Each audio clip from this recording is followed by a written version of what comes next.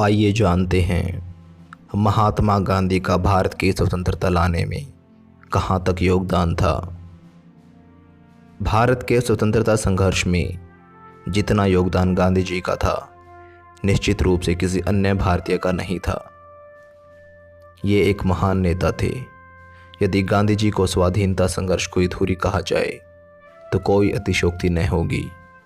सन 1919 से 1947 तक वे भारत की राजनीति पर इस प्रकार छाए रहे कि बहुत से इतिहासकारों ने इस काल को गांधी युग का नाम दिया। देश के स्वतंत्रता संग्राम में सक्रिय भाग लेते हुए उन्होंने अन्य नेताओं का मार्गदर्शन भी किया। उन्होंने अहिंसा की नीति अपनाकर शांतिपूर्ण ढंग से शक्तिशाली ब्रिटिश सरकार की तख्त को हिला दिया। गांधी जी के असहयोग आंदोलन, सत्याग्रह आंदोलन, सविनय अवज्ञा आंदोलन, भारत छोड़ो आंदोलन और स्वदेशी आंदोलन जैसे अनेक शक्तिशाली आंदोलनों ने अंग्रेजी सरकार की नींव जड़ से हिला डाली। गांधी जी ने सत्य और अहिंसा का मार्ग अपनाया। उन्होंने अपने आंदोलनों को शांतिपूर्ण ढंग से किया। हिंदू मुस्लिम एकता को कायम रखने के लिए ही भरसक प्रयत्न इन्होंने किए थे, जिससे अंग्रेजों की फूट डालो और शासन करो की नीति सफल न हो सकी।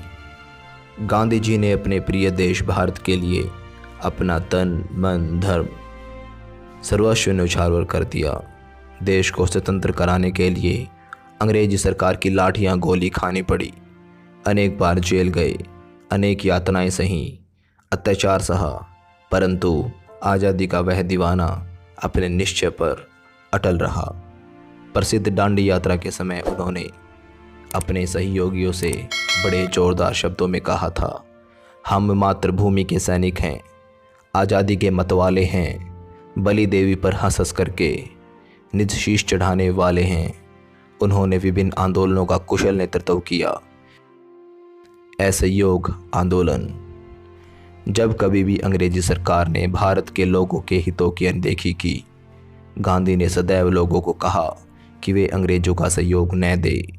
उनका विचार था कि भारतीय अंग्रेजों का साथ नहीं देंगे तो अंग्रेजी सरकार यहाँ टिक न सकेगी। उनके कहने पर अनेक भारतीयों ने, चाहे वे क्लर्क थे, वकील थे, कारोबारी थे, कारीगर थे या किसी भी क्षेत्र में काम करने वाले लोग थे या फिर विद्यार्थी थे, सब ने अपने अपने तरीके से अंग्रेजी सरकार का सहयोग न देकर असहयोग आंदोलन को सफल बनाया। फिर सभी वर्ग स्वतंत्रता की लड़ाई में कूद पड़े। यहाँ तक कि विद्यार्थियों ने भी स्कूलों में जाना छोड़ दिया। कारीगरों ने हड़तालें की, जिससे कि अंग्रेजी सरकार को लाखों करोड़ों का नुकसान हुआ एवं उनकी बनाई संस्थाएं सभी ठप पड़ गई। उनके कारोबार बंद हो गए, स्कूल कॉलेजेस सभी बंद हो गए।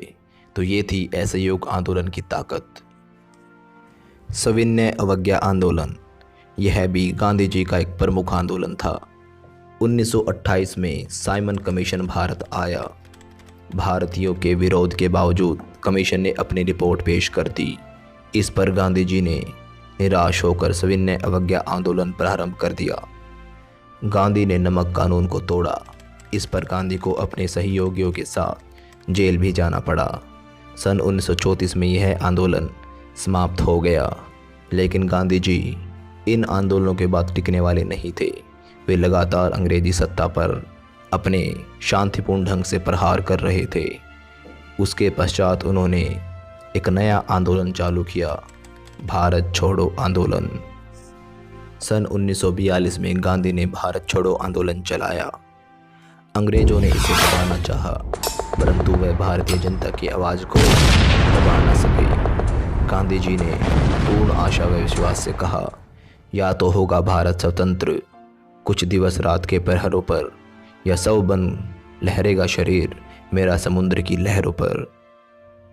तो ये था गांधी जी का विचार, और गांधी जी ने पूरे जोर शोर से अपने आंदोलन को जारी रखा। एक अन्य आंदोलन गांधी जी ने चलाया, जिसका नाम था सत्याग्रह आंदोलन। महात्मा गांधी का प्रथम हथियार अहिंसा था तथा दूसरा बड़ा हथियार सत्याग्रह आंदोलन था। अपनी बात को मनवाने के लिए महात्मा गांधी धरना देते थे या कुछ दिन का उपवास रख लेते थे या अपना विरोध प्रकट करने के लिए ऐसा कोई और ढंग अपना लेते थे। कई बार वे मरण मृत की सैया पर भी लेटे थे, अर्थात कई बार अपने आंदोलन की वजह से वो मरते मरते बचे। इन बातों से जहाँ सारे विश्व का ध्यान भारत की ओर आकर्षित हो जाता था, वह अंग्रेजी सरकार भी कांप उठती थी। अहिंसा। अपनी बात को मनवाने के लिए महात्मा गांधी किसी लड़ाई झगड़े या ईंट का जवाब पत्थर से देने की नीति पर विश्वास नहीं करते थे। वे सारे कार्य शांति से करने में विश्वास रखते थे। वे जानते थे कि अंग्रेजी सरकार के पास बड़ी शक्ति है और भारतीय लोक शक्ति से मुकाबला नहीं कर सकते। इसलिए अंग्रेजी सरकार को जीतने के लिए उन्होंने अहिंसा और शांति की नीति अपनाई। इस नीति के सामने अंत में अंग्रेजी जैसी शक्तिशाली सरकार को भी झुकना पड़ा था। स्वदेशी आंदोलन। अंग्रेजों को भारत से निकालने के लिए महात्मा गांधी ने एक अन्य हथियार निकाला। वह हथियार था स्वदेशी आंदोलन। वे अच्छी तरह जानते थे कि अंग्रेज एक व्यापारिक जाति है और वे भारत में व्यापारी बनकर ही आए थे। यदि उन्हें भारत में व्यापारिक लाभ नहीं रहेगा तो वह स्वयं ही भारत छोड़ जाएंगे।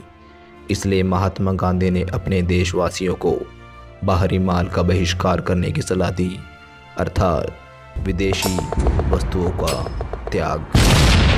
उनके कहने पर ही भारतीयों ने जहां विदेशी माल का प्रयोग बंद कर दिया, वहीं उन्होंने विदेशी माल की होली भी जलाई।